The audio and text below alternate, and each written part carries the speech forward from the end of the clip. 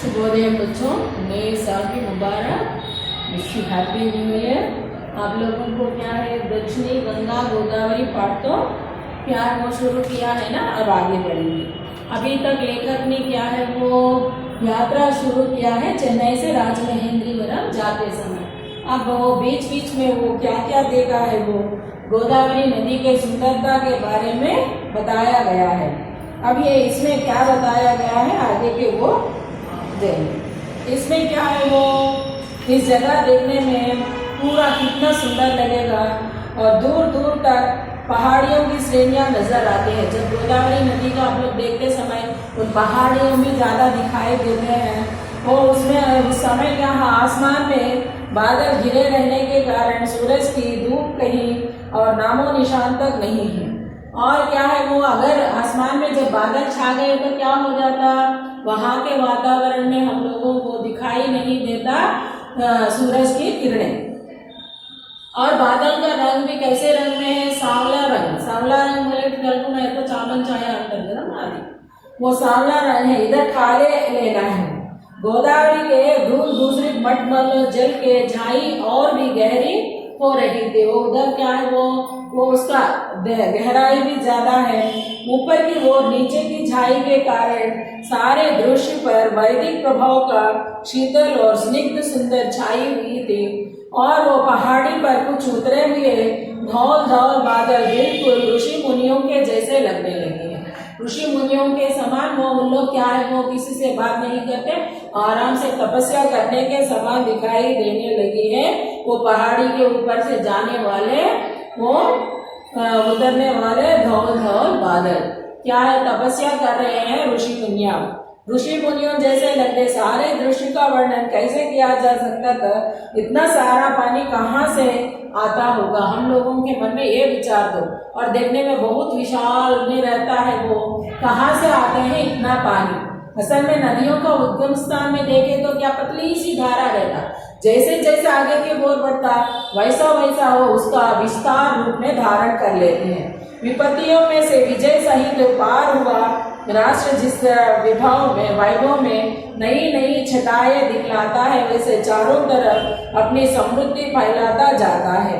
विपत्तियों में क्या है वो क्या हो जाता है, विजय सहित पार हुआ। अब जो भी मुश्किलें हैं वो उसको पार करके आगे बढ़ते कैसा रहता है वैसा दिखाई देते हैं वो। और वो उनकी नई नई दृश्य तो दिखाई देते हैं, सुंदरता चारों तरफ अपनी समृद्धि फैलाया जाता है। उसी तरह गोदावरी का अखंड प्रवाह पहाड़ों में से निकलकर अपने गौरव के साथ में आता हुआ दिखाई पड़ता है। और छोटे बड़े जहाज तो नदी के बच्चे हैं। छोटे बड़े जहाज देखे तो क्या हो जाता है, छोटे छोटे बच्चों के समान दिखाई देते हैं उसके ऊपर। आप लोगों को ये पैराग्राफ भी बताया गया है ना। वो स्वभाव से परिचित होने के कारण गोदावरी में और मनमानी करने के, नाचने खेलने उछलने कूदने जैसा बच्चा करते वैसा करके वो दिखाई देने लगे हैं यहाँ के पूरे दृश्य। जहाँ तहाँ पट्टे भौरों की वो देनी चाहिए और कुछ देर तक वो पड़े हैं। थोड़ी देर में भयानक तूफान का स्वांग रचा और एक ही पल में खिलखिलाकर हंस पड़े। पहले तो बहुत सुंदर दिखाई देने वाले, तूफान आने के बाद क्या हो जाता, वो भयंकर रूप धारण करते, हवा तीव्र गति में आता, ज्यादा पानी बरसे तो पानी का तीव्र गति में वेग भी होता।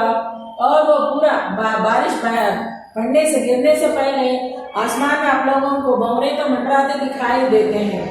और वो भंवरों से क्या हो जाता है, वो जहाँ वहाँ अपने वो तो आकर्षित करता है वहाँ के भंवरे। और वो हम लोगों को क्या है वो बहुत सुंदर दिखाई देने वाले। तूफान होने के बाद कौन उनको आदेश दिया, अपने कर्तव्य निभाने के लिए आए, कहाँ चले गए किसी को भी नहीं मालूम होता है। ये पूरा नदी का किनारा यानी मनुष्य की कृतज्ञता का अखंड उत्सव है।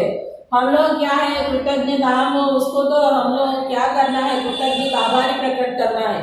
हम कृतज्ञ नहीं है। हमारे लिए जो कुछ भी भलाई करे उसको भूलने वाले नहीं है। जो भलाई करे उसको भूलने वालों को कहा जाता है कृतज्ञ। और कृतज्ञ का मतलब क्या है, जो भलाई करने वालों को ना भूलने वाला। किनारे पार करके सफेद महल के मंदिर और उसके ऊंचे ऊंचे शिखरों एक अखंड उपासना है वो। उधर के खंड भी वो ये क्या है वो एक शिखर भी दिखाई देता है वो उधर नदी के किनारे, परंतु इतने में से काव्य संपूर्ण नहीं हो जाता। इसीलिए भक्त लोग नदी के लहरों पर, मंदिरों का घंटानाद की लहरों पर इस पार से उस पार तक पहुंचे रहते। जहाँ आप लोग पहाड़ी प्रांतों में जाकर ऊपर पहाड़ में से आवाज दिए थे, सुनसान होने की वजह से आपका आवाज किस प्रकार रिसाउंड में वापस सुनाई देता है, वैसा वापस सुनाई देता है। वहाँ के घंटानाद भी क्या है, दूर दूर तक खाली होने की वजह से जाता है, वही आवाज गूंज उठता है वो। और उसके बाद में संस्कृति के उपासना भारतवासी इस जगह गंगाजल के आधे कलश गोदावरी में उड़ेलता और फिर गोदावरी के जल से कलश भर के ले जाते हैं। और इधर क्या है वो गंगाजल के आधे कलश यहाँ लेके आके गोदावरी में थोड़ा उड़ेलकर नींद डालकर वहां का पानी यहाँ के पानी को तो उसमें कलश में भर जाता। इसमें क्या है वो गंगा दक्षिणी का है ना, गंगा है ना ये पूरा, उत्तरी गंगा तो भागीरथी है लेकिन दक्षिणी के गंगा के समान है हमारा गोदावरी नदी। इसीलिए गोदावरी जलों को भी छोटे छोटे कलशों में, आपके घरों में भी आपके पूर्वजों को पूछो, कलशों में वो लोग संभाल कर रखते थे वो पवित्र जल को। अपने आप को पवित्र करने के लिए हम लोग हर बार उतना दूर जाने का नहीं होता, इसीलिए पवित्र अवसरों पर, पावन अवसरों पर उन जलों का इस्तेमाल करते हैं घरों में। माता गोदावरी क्या है वो अब राम लक्ष्मण और सीता से लेकर बूढ़े जटायु तक सबको तूने ही स्तनपान कराया है। स्तनपान बोले तो क्या है, माँ जिस प्रकार अपने बच्चों को दूध पिलाती है ना, वैसा ये दूध के समान ये जल पिलाकर लोगों की क्या है रक्षा की है, वैसा कहा जाता है। राम लक्ष्मण और सीता जी के साथ इस तरह आया है ना, इसीलिए ये कहा गया है इसमें। और ये क्या है इसमें, माता गोदावरी भी राम लक्ष्मण और सीता को जब वो लोग अरण्यवास के समय में यहाँ आए हैं, यहाँ से गुजरे हैं, इसीलिए भद्राचलम में वो गिरी में रहने के लिए उन्होंने तपस्या किया है ना। क्या भद्राचलम की कहानी है ना, वो उन्होंने भद्र ने क्या है वो मेरे ऊपर आवास रहना, वैसा भगवान विष्णु से प्रार्थना करने पर भगवान विष्णु ने क्या अब नहीं होता, मेरे रामावतार में तुम्हारे यहाँ आता हूँ और वास करता हूँ। इसी वजह से आज भद्राचलम रामालय बहुत विश्वविख्यात है। कारण क्या है वो भगवान साक्षात विष्णु ही रामचंद्र के रूप में लेकर यहाँ कुछ समय गुजरे हैं, इस वजह से वो नाम पड़ा है। बाद में क्या है वो एक बड़ा मंदिर तो निर्माण किया गया है। वो कौन है वो कंचरला गोपन आगे चलकर रामदास बन गया है ना, वो कहानी तो आप लोगों को मालूम है ना बच्चों।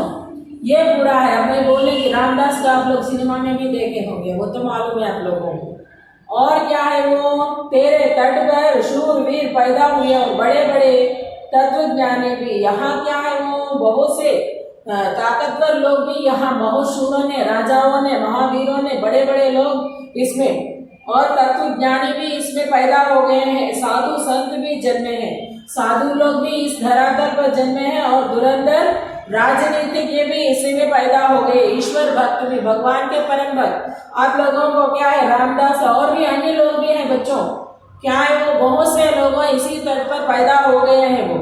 और चारों वर्णों में तू माता है। चारों वर्णों बोले तो हमारे लिए हम 4 वर्णों में बांटा गया है ना, उन 4 वर्णों के लिए हमारे घर में हर एक का अलग अलग माता है, लेकिन हम सभी का माता कौन है, गोदावरी माता है वो। मेरे पूर्वजों की तू अधिष्ठात्री देवी है, नई नई आशाओं को लेकर मैं तेरे दर्शन के लिए आया हूँ। और तेरे जल में अमोघ शक्ति है, वो पानी में क्या है हमारे लिए अमोघ शक्ति है। वो पानी पीकर लोग क्या है वो उनके पाप पूरा मिट जाता है। थोड़े लोग वो उसमें अनेक जड़ी बूटियों का पानी होने की वजह से अनेक बीमारियों को दूर करने की शक्ति भी वो गोदावरी जल में है, ऐसा लोगों का विश्वास है। और क्या है वो तेरे जल में अमोघ शक्ति है। तेरे पानी का एक बूंद का सेवन व्यर्थ नहीं होता, वो पानी का एक एक बूंद भी हमारे लिए जीवन दानी है, वो पानी पीने के लिए कहा गया है। लेखक को गोदावरी जल कैसे लगा होगा बोले तो आप लोग पाठ के आधार पर प्रश्नों के उत्तर को लिख लीजिए। लेखक की जगह तुम होते तो गोदावरी नदी का वर्णन कैसे करते हो, तुम अपने आप करने का है। क्या है गोदावरी नदी के बारे में, वो उसका कहाँ से पैदा होता और किन किन रास्तों से गुजरकर यहाँ आते हैं, यहाँ आकर किसमें विलीन होता है, जब आते समय कौन कौन सी उपनदियां हैं, सभी को समेट कर कैसे आते हैं, उसके बारे में सविस्तार से लिखना। ये तो आप लोगों का काम है। और हाँ या नहीं में उत्तर देना। लेकर कोवूर स्टेशन पर करने के बाद गोदावरी मैया के दर्शन हुए या नहीं, हाँ या नहीं में देना है। गोदावरी की शान और शौकत कुछ निराली है, हाँ या नहीं, हाँ या ना वो। और गद्यांश बढ़कर प्रश्नों के उत्तर देना है। आचार्य विनोबा भावे का जन्म महाराष्ट्र में हुआ है। वे प्रातः काल बहुत जल्दी उठते थे, प्रतिदिन नई धूप में चरखा चला नियमित रूप से चरखा चलाते थे और बातें कम का काम अधिक करते हैं। जो भी कर्मठ व्यक्ति रहते हैं बात कम करते हैं, काम ज्यादा करते हैं। भूदान आंदोलन विनोबा जी का प्रमुख कार्य है। आचार्य विनोबा भावे के बारे में आप लोगों को मालूम है, भूदान मूवमेंट के बारे में आप लोगों को सोशल स्टडीज में आए होंगे। विनोबा जी का जन्म कहाँ हुआ है, वो महाराष्ट्र में हुआ है, वो विनोबा भावे के जन्म। और विनोबा जी जीवन का प्रमुख कार्य क्या है, जल्दी उठना और नियमित रूप से प्रतिदिन उनका क्या है वो नहीं सॉरी इनका कार्य के बारे में प्रमुख कार्य क्या है, वो उन्होंने क्या है भूदोल आंदोलन चलाया है। और जिसके पास ज्यादा भूमि है उनसे वो भूमि दान के रूप में लेना, जिसके पास भूमि नहीं है उन लोगों को दान में देना, यही इनका प्रमुख कार्य है। और यह है, और इसके बाद में इस अवतरण में मुख्य शब्द पहचान कर लिखी है। और पुल पर गुजरते समय दाएं देखे बाएं आह्वान कुछ उदय पुल। और इसमें मुख्य शब्द कौन सा है आप लोग पहचान कर लिखना है। भागमती गोदावरी अत्यंत विशाल पाठ और दिखाई पड़ता है, ये क्या है आप लोग लिखना। किसी यात्रा का वर्णन करते हुए आप अपने अनुभवों को लिखना है। वो चेन्नई से राजमहेंद्री जाते समय लेखक की भावनाएं कैसी थी, वो पूरा लिखना है। और अपने द्वारा की गई किसी यात्रा का वर्णन करते हुए मित्र के नाम पर पत्र आप लोग अच्छी तरह सविस्तार से लिखना है। 8वीं कक्षा में आप लोगों का लेटर है ना, वो राजू या कोई भी लड़का क्या है वो हैदराबाद से दिल्ली जाता है। दिल्ली में जाकर उन्होंने कौन सी स्थानों को देखा, वहां के स्थानों के बारे में और वो पत्र में बताया है। वैसा आप लोग पत्र लिखना है, आप लोग लिख लीजिए। उसके बाद में क्या है, इस यात्रा वृत्तांत में लेखक को कौन सा अनुभव आपको अच्छा लगा, पूरा पाठ पढ़ने के बाद कौन सी अनुभव आपको अच्छा लगा है उसके बारे में तो सविस्तार से लिखना है। यात्रा वृत्तांत में क्या है, राजमहेंद्रवरम से जाते समय लेखक को क्या है कौन सी विषय अच्छा लगा है वो उसके बारे में तो आप लोग लिखना है। ये पूरा कार्य तो करना है बच्चों। इसके बाद में पर्यायवाची शब्द ये इसके बारे में अगली कक्षा में बता दी। धन्यवाद बच्चों। One more time, wish you happy new year, bye.